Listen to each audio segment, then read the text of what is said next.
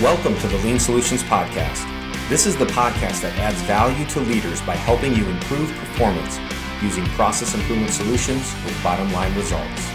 My name is Patrick Adams, and this season I'll be joined by three other amazing hosts, including Catherine McDonald from Ireland, Andy Ulrich from Australia, and Shayne Daughenbaugh from the United States.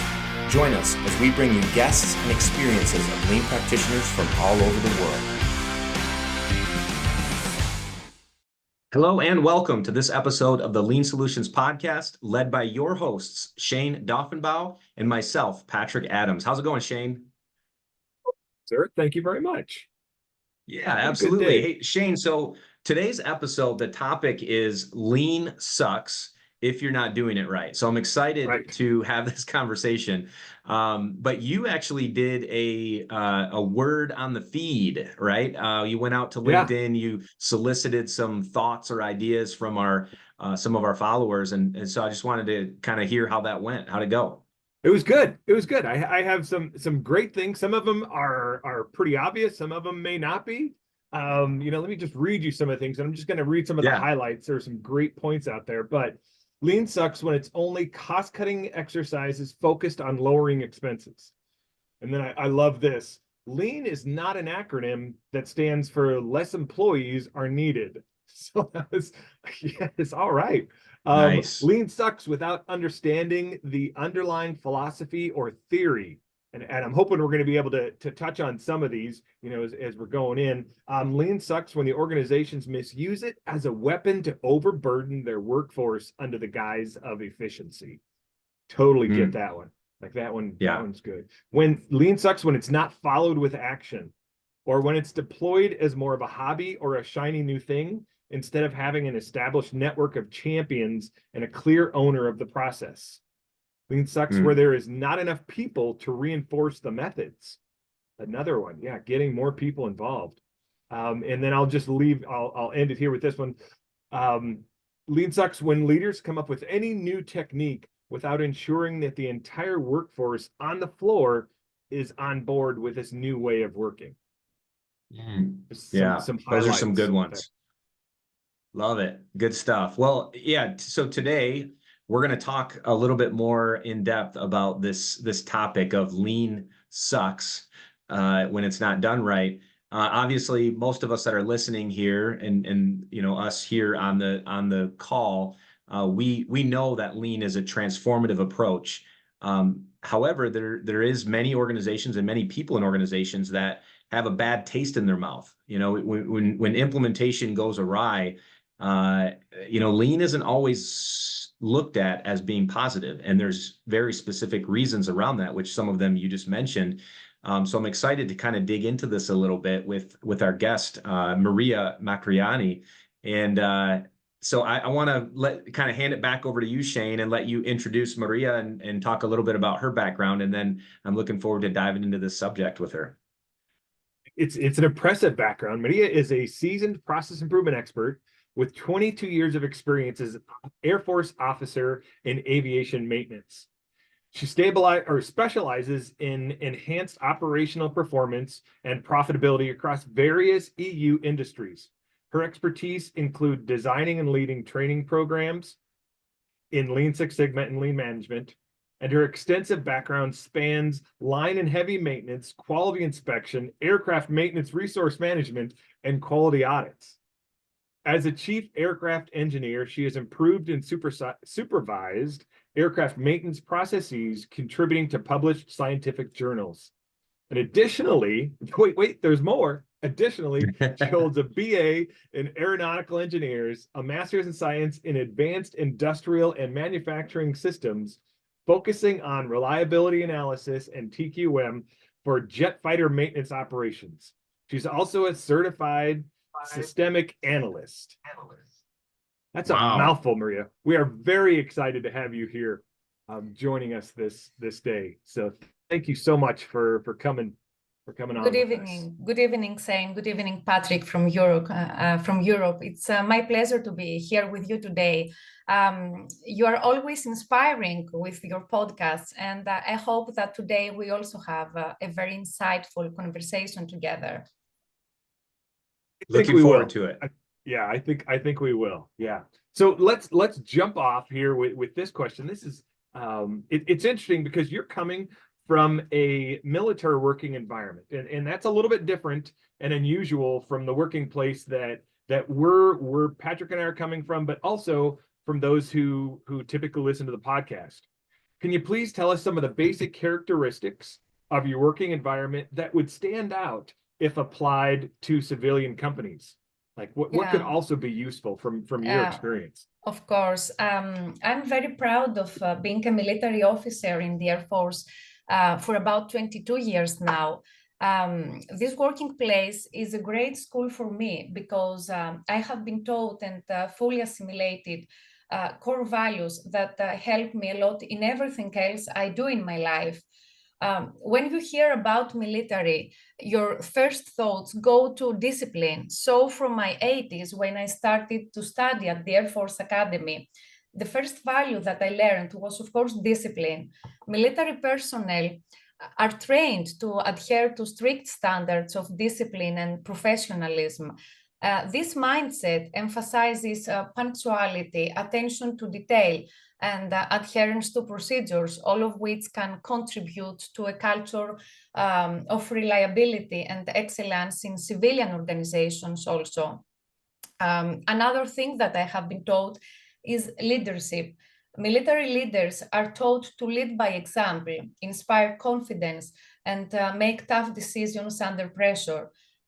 These leadership qualities, including integrity, resilience, and accountability, are highly valued in companies and can foster a culture of trust and respect among team members. In the Air Force, everything we do, we are always mission focused. And Air Force operates with a clear mission and objectives, and every action is oriented towards achieving those goals. This mission-focused mindset can also help civilian companies stay aligned with their strategic objectives, prioritize tasks effectively, and maintain a sense of purpose and direction. I don't know if you have seen the film Top Gun with Tom Cruise. Do you know this film, Sam, Patrick? Top Gun? Heard of it. Yeah. Yeah, with Tom Cruise. Apart from beautiful actors and actresses and powerful fighter aircraft, this film represents what we really do when we have to participate in a mission. From the beginning to the end of the mission, we learn to be always together, developing teamwork and collaboration. Military operations rely heavily on teamwork and collaboration among diverse teams and units. We don't care only about our individual success, but also want our colleagues to succeed and survive.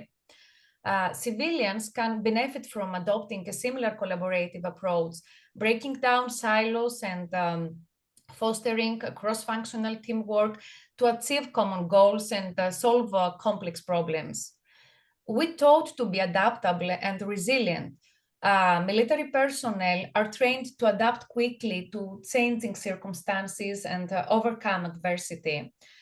This adaptability and resilience are essential qualities in fast-paced and unpredictable civilian environments, enabling companies to respond effectively to challenges and seize opportunities for growth.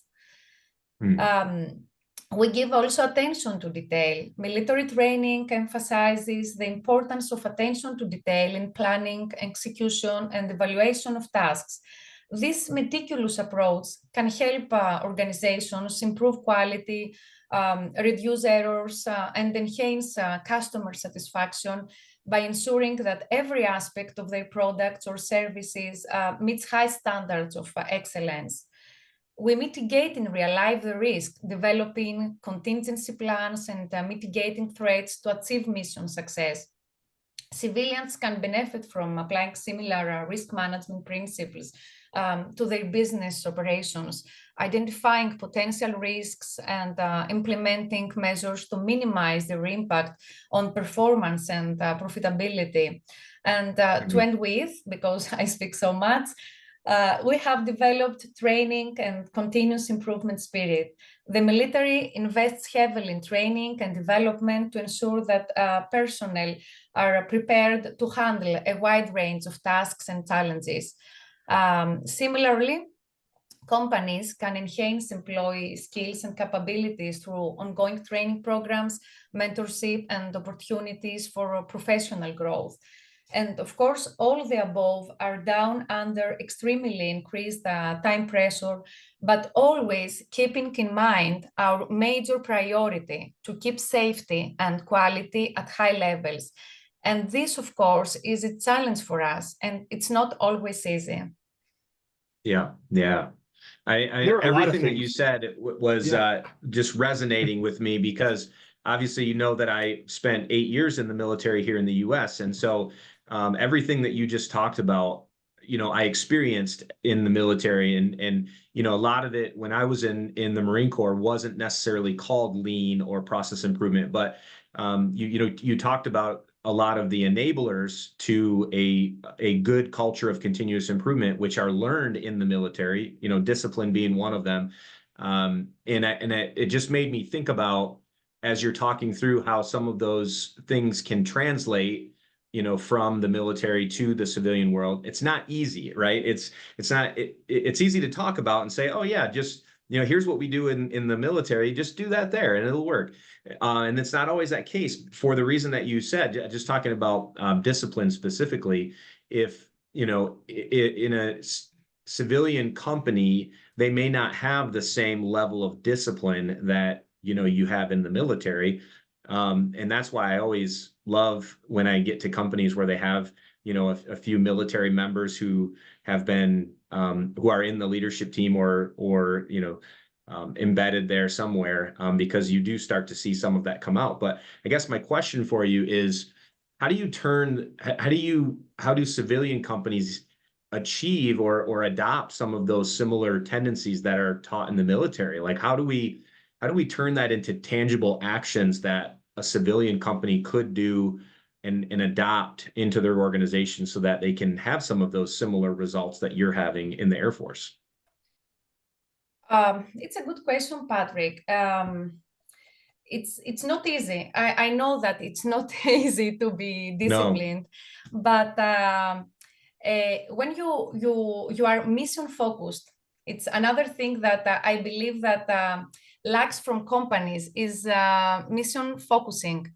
I don't know if they have a clear vision for what they want to do in their working life. So we design the mission. The first thing is to design the mission, and when we have a clear, when we have clear thoughts of what we want to do, you know that you have to be disciplined in order to reach the mission, to reach to the goal, and to survive from this mission. Because our defect, it's not a defect product. Our defect is it's our life. Sure, absolutely. Right. Yeah, and that, you know, kind of leads into the next question, right? Because you had mentioned that, you know, one of that long-term goal, or that, you know, what we would call the true north for the Air Force, you talked about safety and better quality, right? Those are kind of two of the areas that you're trying to always working towards, you know, in having zero to no safety incidents and having better quality result. So, you know, what from a lean perspective, you know, how has lean helped the Air Force successfully implement or successfully achieve their mission of reducing safety and quality in what they do? How does it tie together? Yeah, okay. I think that this question, it's not only your question, it's the question from the majority of people that are listening to this podcast. I work as a Lean Six Sigma trainer in companies also. And when I tell them that I am an officer in Air Force, they are wondering, what could an officer tell about Lean to us, who are a manufacturing company or an insurance company, for example? As I said before, one of our real enemies is time. We must do our job under time pressure conditions, but keeping in mind that safety and quality is our first priority. Lean philosophy provides insightful principles and tools that help a special working environment like mine to enhance efficiency, effectiveness, and readiness. When I started working in the Air Force, I was only 18 years old. Then nobody told me that in the Air Force we have implemented Lean. But I've started working based on Lean principles. I learned to think how to become better day by day, how to organize and standardize what we do, how to minimize the time in what we do, because most of the time, for us, improvement is a matter of life or death, as I said before. To produce defectively or to produce late in my workplace means that someone could possibly be killed. After many years, I learned through the continuous studies I did that most of the things that I do every day in my working environment comes from Lean. For example, a basic Lean concept is streamlining processes. Military organizations identify and eliminate waste in their processes to optimize resource utilization and reduce inefficiencies. This involves streamlining logistics, supply chain management, and administrative procedures to ensure that resources are allocated effectively and missions are executed efficiently. We embrace a culture of continuous improvement that enables military units to adapt to evolving threats, technology, and operational environments. By encouraging soldiers and leaders to identify opportunities for innovation and efficiency gains, military organizations can enhance their readiness and effectiveness over time. Everything we do also comes from standardized procedures and protocols. So another Lean tool that we use is standardization and can also enhance safety and reduce the risk of errors during complex operations. We have also adopted a just-in-time approach that enables military organizations to minimize inventory costs, reduce waste, and enhance agility. By closely monitoring demand signals and rapidly deploying resources as needed, military units can maintain readiness while minimizing excess inventory and logistical overhead. We use visual management tools such as status boards, performance metrics, and situational awareness displays that enable military leaders to monitor and manage operations effectively. By providing real-time visibility into key metrics and performance indicators, visual management tools facilitate rapid decision-making and coordination across distributed military units. Total productive maintenance, the well-known TPM, is another Lean tool that is widely used in the Air Force, maintaining equipment reliability and availability for keeping Air Force readiness at a high level. And of course, we have developed a data-driven decision-making system. Data analytics and intelligence enables military leaders to make informed decisions based on real-time information and analysis. By collecting, analyzing, and disseminating actionable intelligence, military organizations can enhance situational awareness, anticipate threats, and optimize resources allocation in support of mission objectives, of course. And these are the common tools that we use from Lean in order to make our working life better and better every day. Sure. Right.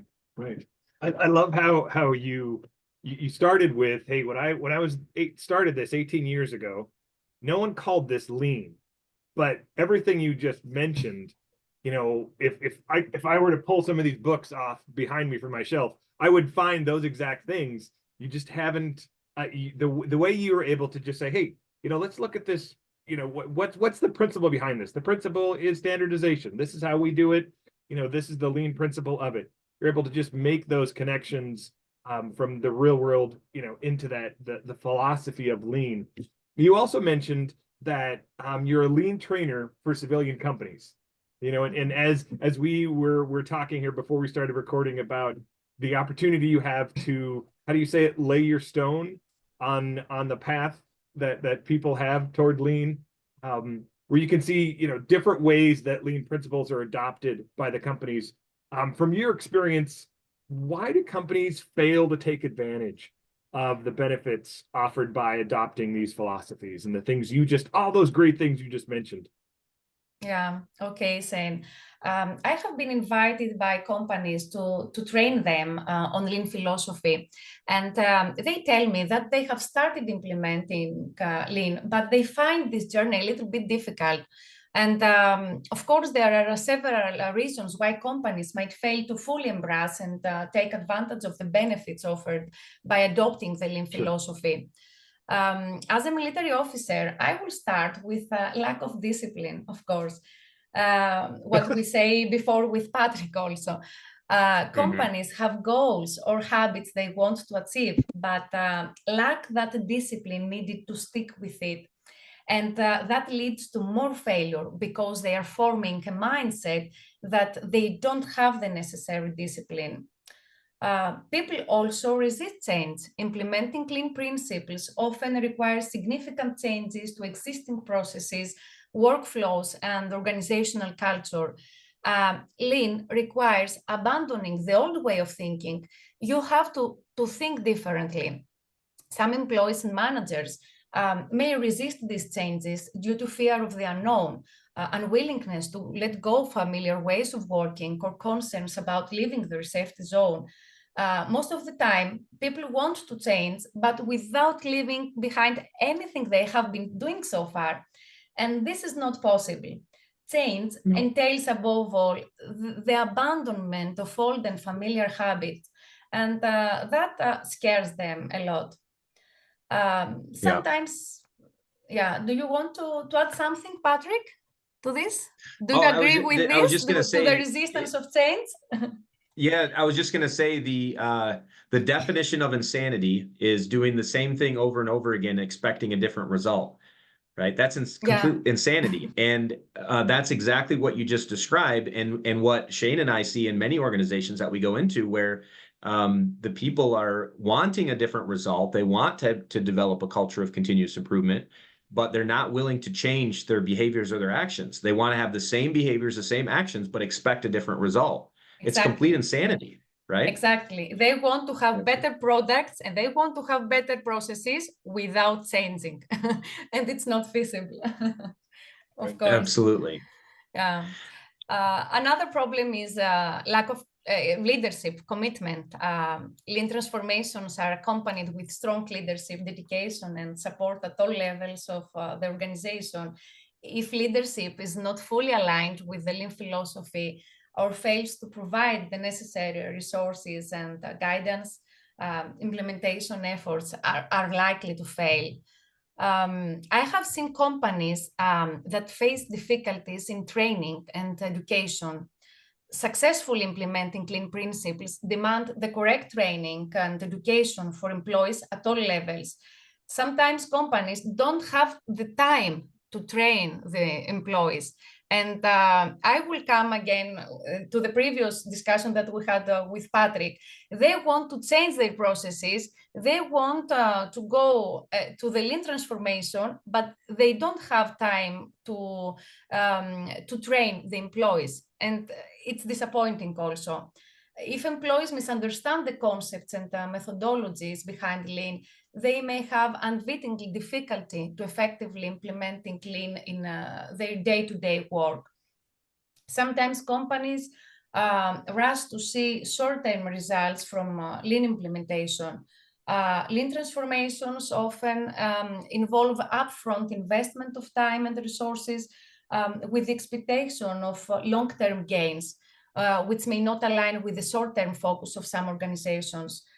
Sometimes top management is impatient and can't wait. Sometimes companies forget that lean is not a one-time initiative, but rather a continuous journey of improvement. companies that fail to foster a culture of continuous improvement, where employees are empowered to identify and implement changes, may struggle to sustain over time the benefits of lean. I also observe misalignment with organizational goals. If there is a disconnect between the objectives of the lean transformation and the overall direction of the company strategy, implementation efforts may lack direction and support. To be honest, I have seen companies that overlook the human element. Lean is not just about optimizing processes. It also includes empowering and engaging employees to contribute to improvements. Companies that neglect the human element of lean, focusing solely on technical aspects, may struggle to achieve sustainable results. And of course, last but not least, there is poor implementation strategy. Implementing lean principles requires careful planning and execution. Companies that rush into implementation without a clear strategy or sufficient preparation are more likely to encounter barriers and stumbling blocks along the way.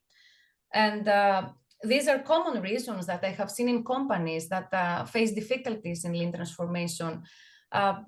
Personally, I believe that it's a joke if someone believes that lean transformation is a piece of cake.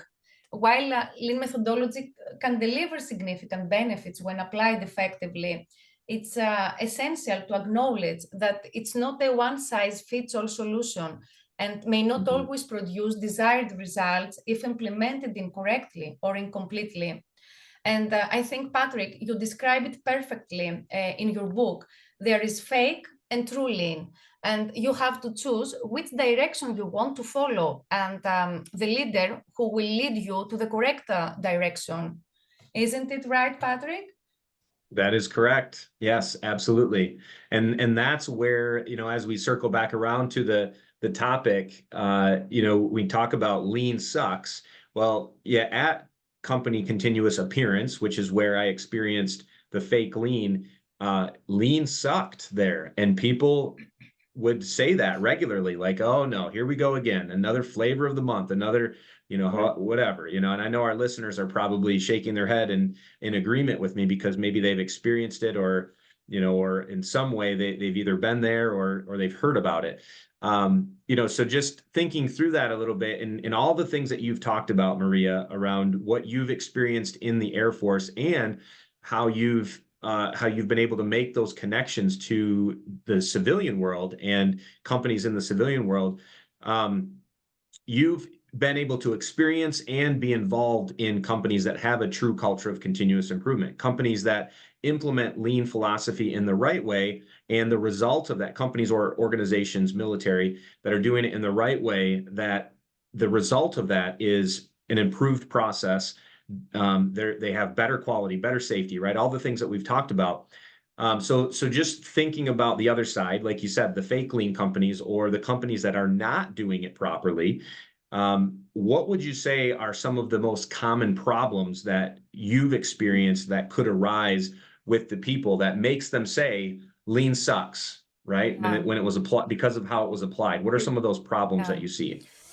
Hello everyone, I am sorry to interrupt this episode of the Lean Solutions podcast, but I wanted to take a moment to invite you to pick up a copy of my Shingo award-winning book, Avoiding the Continuous Appearance Trap. In the book, I contrast the cultures of two companies I worked for, and though each started with similar lean models, one was mechanistic and only gave the appearance of lean, while the other developed a true culture of continuous improvement.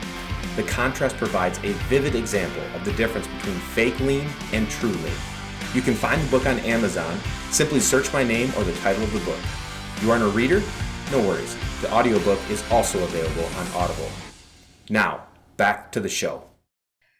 The first problem that a company faces is more waste. Lean aims to minimize waste in processes, and failing to identify and address the basic sources of waste can lead to more waste appearing in the existing processes.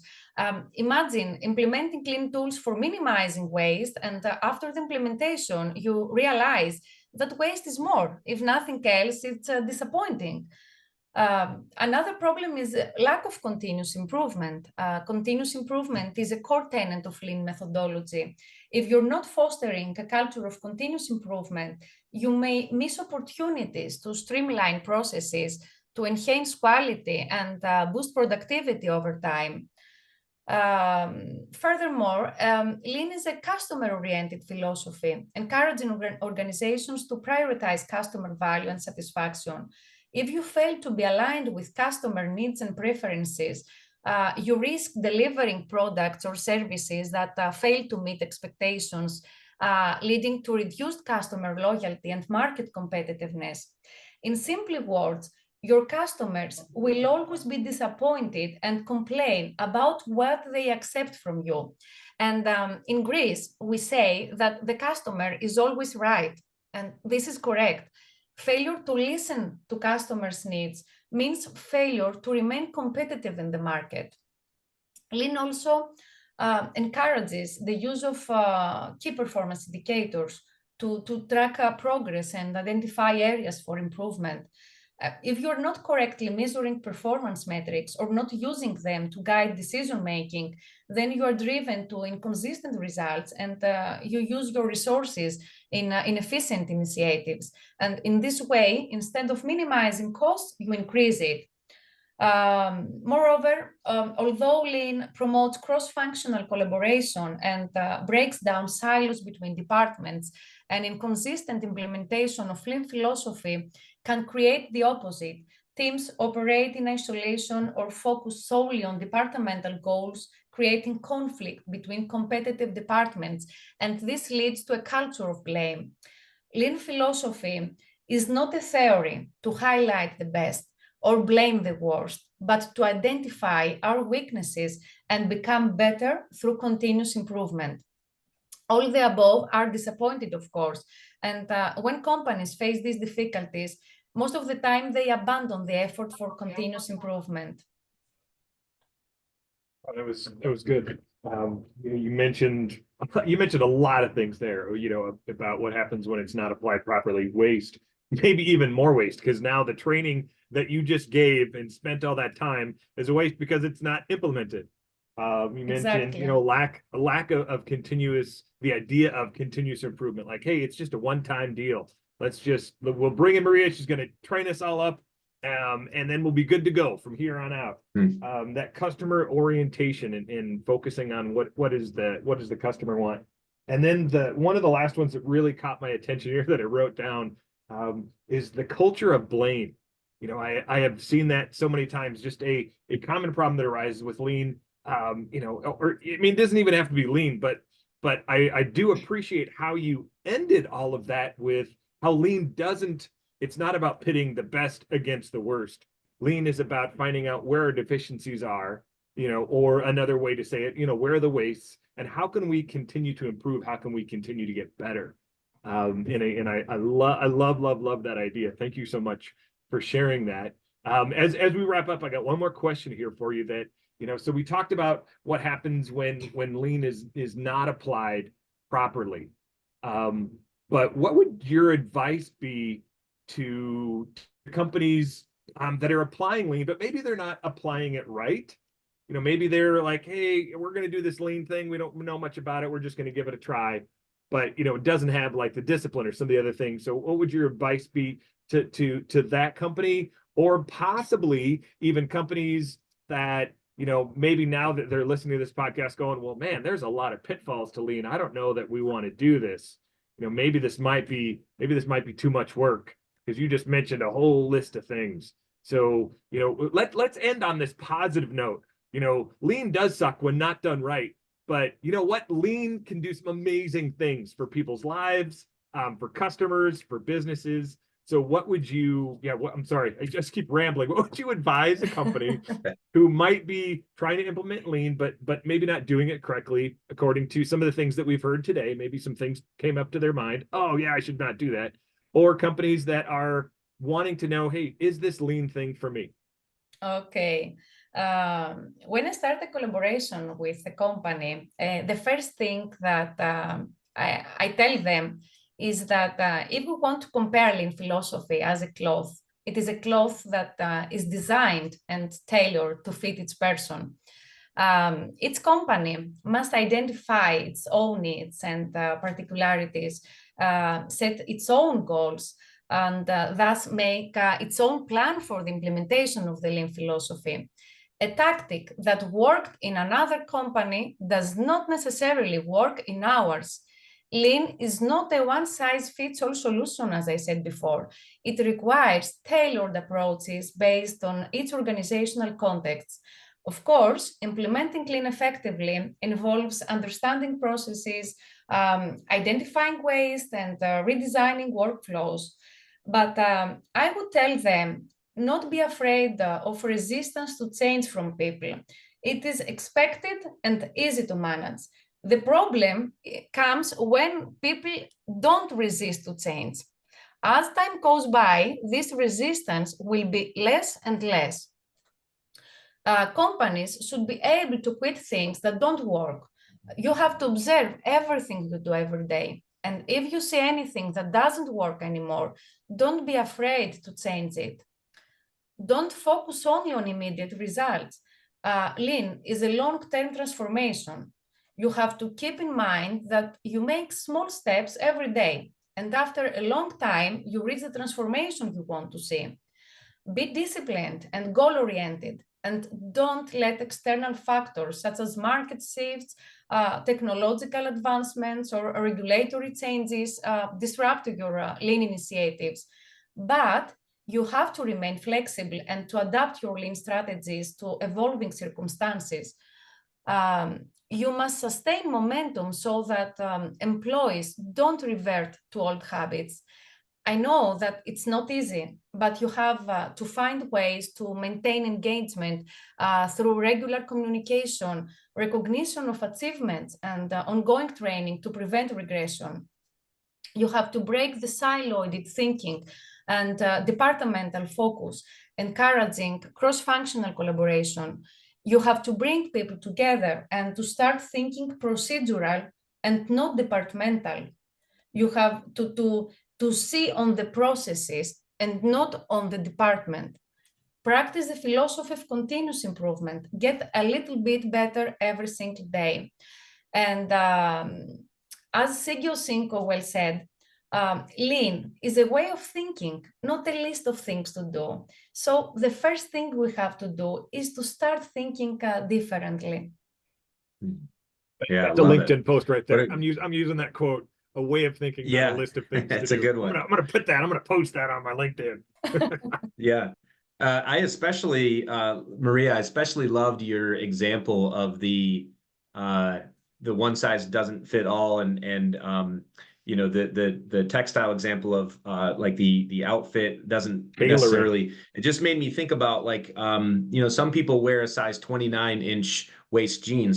There's no way I could fit into that. Exactly. And when you I gotta have one that fits me, you know, so I gotta find the right size that fits me. And anyways, no, I really love that example. I loved love that thought, because that's exactly what our listeners have to think about. Is you can't take what another company did and think that it's going to fit for your company. You have a different culture. It's a different time. There's a different industry, right? So you have to, lean thinking it's all about scientific thinking. It is scientific thinking. It's about developing what's going to work for you based on some of the problems that you might be experiencing in your organization. The solutions are going to fit those, right? If they fit your culture, they fit the issues that you have in your industry. So it's going to be different. It's not going to be the same as another company. So I really appreciate that example. Thank you. It's been great to have you on the show, Maria. The time flew. We had lots of good conversations. My hope is that people that are listening in that maybe saw the title of this podcast and thought, yeah, lean does suck. I hope that they're listening to this and going, man, what if we just took some of what Maria said and applied it properly to our organization? What if we did find the right fit for our organization? Could we maybe make lean not suck so much if we did it properly, right? And so that's my hope for our listeners, and I really appreciate you coming on and helping us to kind of navigate that road. So thank you for coming on and being with us today, Maria. Thank you, Patrick. Thank you, Shayne. It's an honor to discuss with you, as you are also excellent and so experienced in those you serve and support with Lean Solutions. And I really hope that people listening to this discussion have found something helpful for their own journey to continuous improvement. I hope that from this podcast, someone have started thinking differently, because it's the first Yes. step. Yes. That is the first Yep. step. And don't stop there, then continue forward. And no, I appreciate that. Maria, we're going to put a link to your LinkedIn if people do have questions or they want to connect with you. I know you're out on LinkedIn, and also you're involved with the International Lean Six Sigma Institute out of the UK. And so obviously we have a partnership there as well. So I just appreciate what you do and how you're continuing to further the mission of getting lean thinking into every organization. I know you've spoken at a few conferences and with the military, the work that you're doing there. I just appreciate everything that you bring to the table. So thank you again for that. Shayne, any last comments? No, just thank you so much. It's been fun. I've really appreciated the way you were able to articulate, your ideas. I love the connection of your military to civilian, and that it just comes across, pretty straightforward. Thank you so much for your time that you've given us, and have yourself a great rest of your evening. Thank you. Thank you very much. Thanks so much for tuning in to this episode of the Lean Solutions Podcast. If you haven't done so already, please be sure to subscribe. This way you'll get updates as new episodes become available. If you feel so inclined, please give us a review. Thank you so much.